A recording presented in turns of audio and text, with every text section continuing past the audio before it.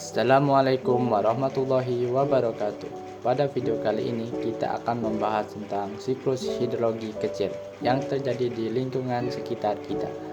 Kita akan mempelajari bagaimana air bergerak dari satu tempat ke tempat lainnya dan bagaimana siklus air ini berdampak pada lingkungan kita.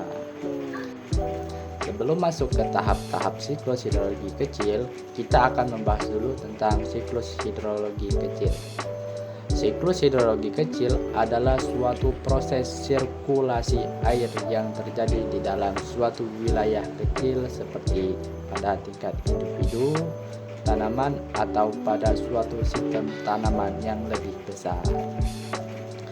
Siklus hidrologi kecil penting karena memainkan peran penting dalam mengatur distribusi air dan nutrisi di dalam tanah.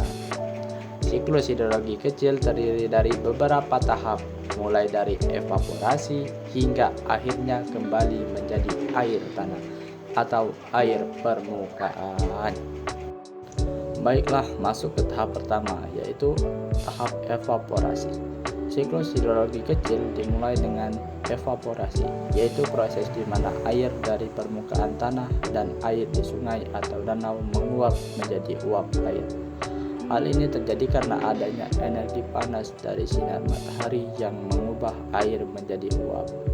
Evaporasi terutama terjadi di daerah yang memiliki sinar matahari yang kuat dan panas seperti daerah tropis atau gurun.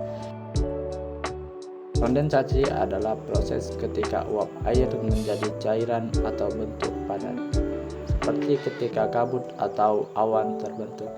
Hal ini terjadi ketika uap air yang terangkut oleh angin bertemu dengan massa udara yang dingin, menyebabkan uap air berubah menjadi cairan atau padatan dan membentuk awan.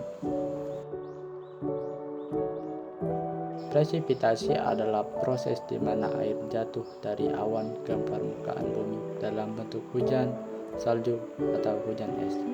Proses ini penting untuk menjaga keberlangsungan hidup manusia, hewan, dan tumbuhan. Air yang jatuh dari permukaan atmosfer menjadi sumber air tanah dan air permukaan.